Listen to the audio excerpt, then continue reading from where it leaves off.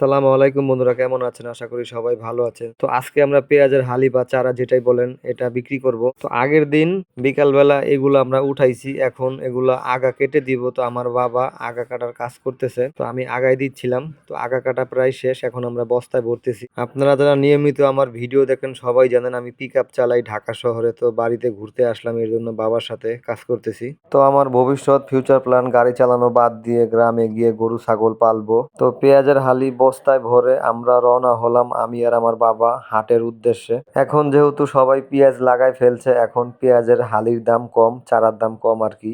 তো আমরা যাচ্ছি বাজারের দিকে, কালুখালী বাজার। তো আপনাদেরকে বলতেই ভুলে গেছি, আমাদের কিন্তু রাজবাড়ী জেলা, কালুখালী থানা।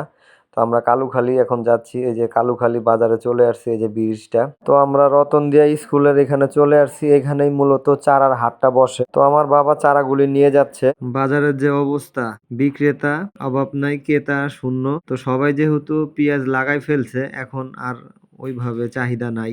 আমাদের হালিগুলা যেহেতু হাইব্রিড, তো আমাদের গুলা 25 টাকা আটি বলছিল, 70 আটি আছে। তো লাস্টে এই 25 টাকা করেই বিক্রি করে দিলাম, আমাদের 70 আটি। তো আলহামদুলিল্লাহ আমরা পেঁয়াজের চারা বিক্রি করে দই মিষ্টি বাড়িতে নিয়ে যাচ্ছি। তো আমার বাবা আর আমি বাড়ি চলে যাচ্ছি ভ্যান গাড়িতে করে। আমাদের রাজবাড়ী জেলায় ভ্যান গাড়ি বেশি, আর বড় অটো রিক্সা নাই বললেই চল। তো দেখতেই পারছেন আমরা দই মিষ্টি নিয়ে বাড়িতে চলে আসলাম। তো আমার কাছে গ্রামীণ জীবনটা আসলে অনেক ভালো লাগে, কৃষি কাজ করতে। তো ভিডিওটা কেমন হয়েছে অবশ্যই কমেন্টস করে জানাবেন। আজকের এই ভিডিও এই পর্যন্তই, ভালো থাকবেন, আল্লাহ হাফেজ।